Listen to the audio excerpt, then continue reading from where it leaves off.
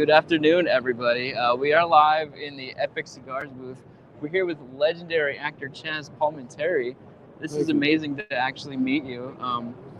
Tell us a little bit about how this cigar project came about. Like, how did you get into Epic Cigars, and how do you know Dean? Yeah, well, obviously, I make movies. That's what I do. Obviously. But when I'm from the Bronx, obviously Bronx there, and Paul Silvio has a wonderful shop there called Casa Grande, and he said, "Why don't we do a cigar together?" And I said, "Paul, I'm not a big cigar smoker, and I don't want to come off as a fraud." I said, "But my grandfather was a huge cigar smoker, basically a connoisseur almost." I said, if I could dedicate a cigar to him, because I wanted it to be, look, I own restaurants and I make movies. The quality's got to be first. So I said, if we can make a quality cigar that's good, that's the first thing. The second thing is there has to be something behind it. And I said, and I think I found it. My grandfather it wasn't for him, I wouldn't be here. A Bronx Tale wouldn't be here.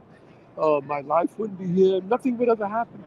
So I wanted to dedicate a cigar to all immigrants, not just Italian Americans, Irish, Spanish, Mexican, African American, because we're all of this country. So this way, the cigar could appeal to non-cigar smokers. They will buy it for cigar smokers. It's like mini ambassadors all over the world. And I thought that would make a wonderful story behind the cigar. Because what is a cigar? It's like wine. People come together. It's an event. People will buy for their grandfather, their mothers, their sisters, their aunts.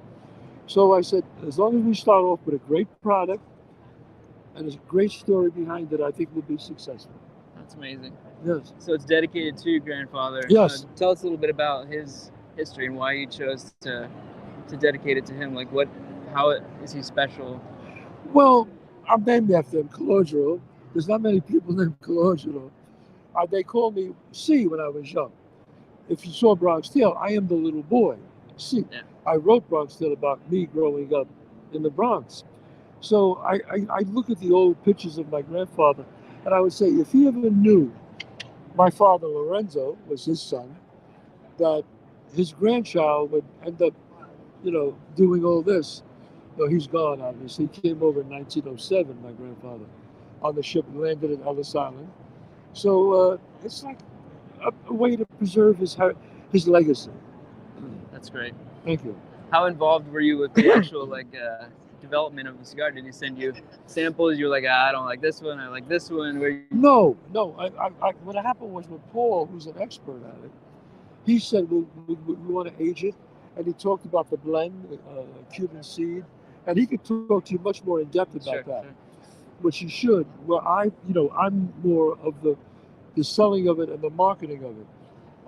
And we wanted to make not too much of a strong cigar, just for legit cigar smokers. Yeah. We wanted to make a cigar medium. It's like a medium bold, where it's for everyone. Yeah. But plus, people don't even smoke cigars who want to try it for the first time as an event, as being an absolutely. As being an immigrant. They know you. Exactly.